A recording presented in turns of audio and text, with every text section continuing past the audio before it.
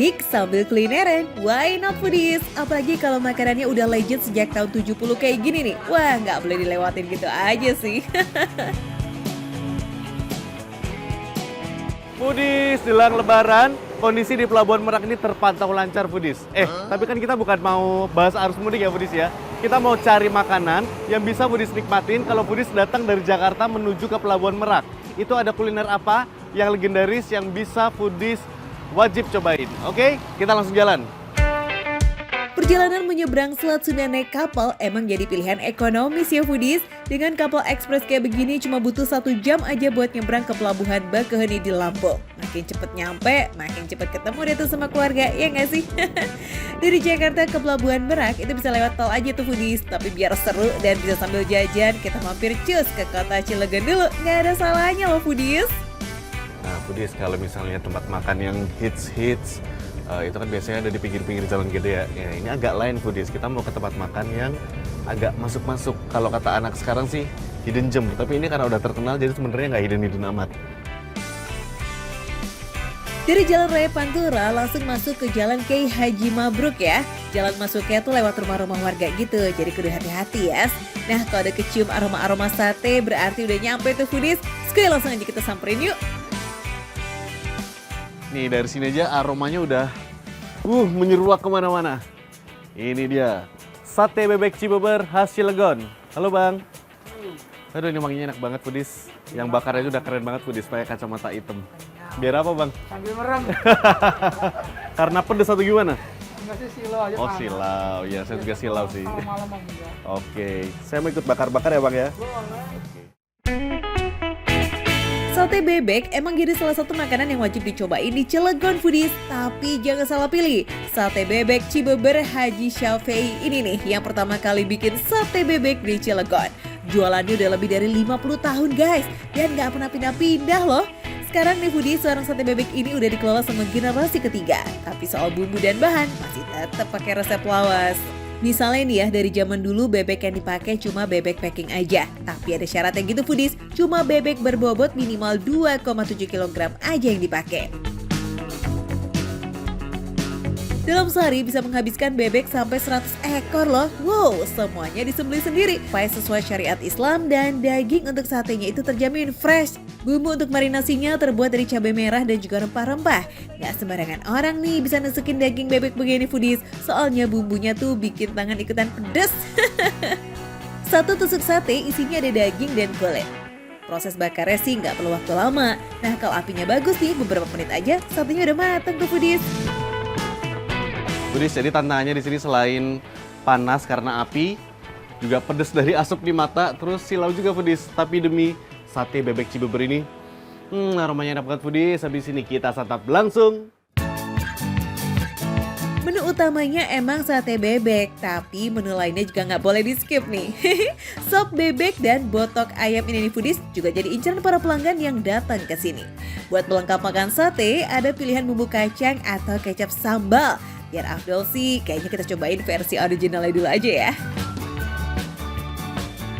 Bebek itu kan biasanya terkenal alot karena dia susah diproses. Tapi meski tadi dibakarnya cuma sebentar, gak terlalu lama, dia empuk banget Foodies, lembut.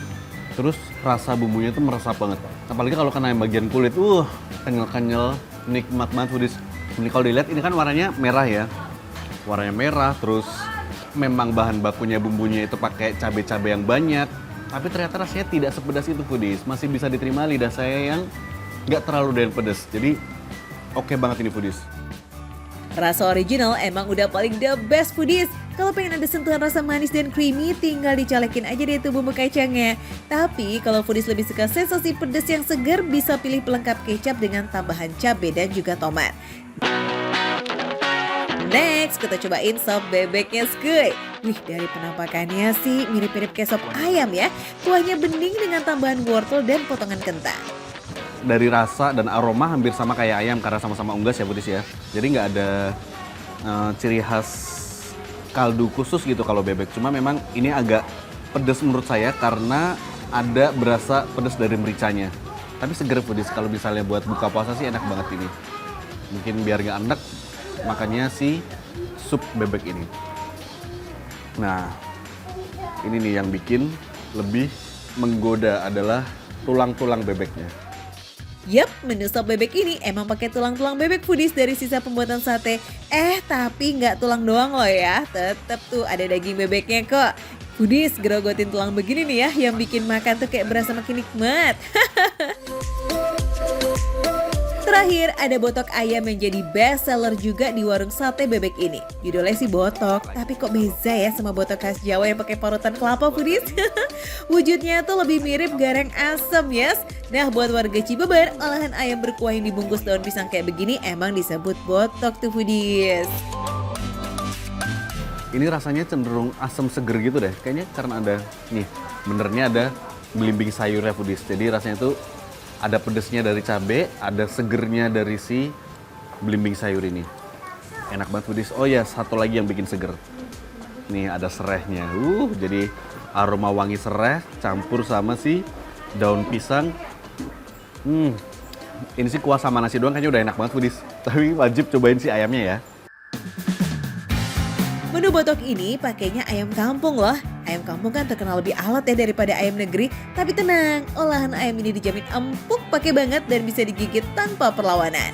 Bumbunya juga ngeresep banget foodies sampai ke daging dan tulang-tulangnya. Nikmat mana lagi nih bisa kau dustakan? By the way foodies, kalau kalian mau bawa sate bebek buat dibawa nyebrang ke Sumatera tuh bisa bingit. Soalnya sate bebek di sini katanya bisa tahan sampai 24 jam. Mau buat oleh-oleh atau bekal di jalan selama mudik, semuanya oke.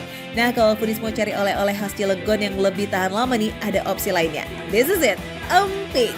Di warung ini sih ada emping juga nih foodies buat temenin makan sate. Tapi kan kalau bungkusan kecil-kecil begini kurang resep ya buat oleh-oleh. Beda cerita nih kalau kita hunting empingnya di toko oleh-oleh nih foodies.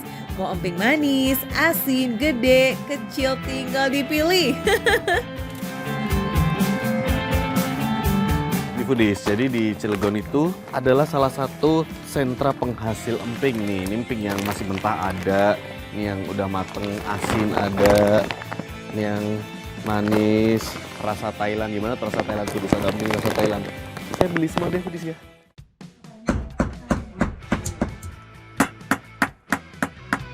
Sebenarnya sih Cilegon udah puluhan tahun jadi salah satu daerah penghasil emping. Sentra emping di Cilegon ada di Kampung Gempol Wetan. Tiap hari nih kayak gini nih foodies kegiatan ibu-ibu di sentra emping. Dari pagi sampai sore bakal kedengeran suara batu dipukul-pukul. Bukan lagi marah-marah loh ya foodies, tapi lagi bikin emping dari biji melinjo. Semuanya benar-benar dibikin sendiri foodies. Mulai dari ngupas melinjo, syangrai biji melinjo, sampai mipihin biji jadi emping basah. Semua melinjo ini buat jadi bahan baku emping berasal dari pohon di sekitar kampung nih foodies. Jadi beneran memberdayakan hasil alam sendiri gitu. Ih keren ya. Emping mentah dari Kampung Gempol Wetan ini biasanya dijual di pasar atau di toko oleh-oleh. Nah, kalau foodies kepengen beli emping langsung dari sumbernya, bisa bingit nih mampir ke sini aja sebelum ke pelabuhan. Harganya mah udah pasti lebih miring.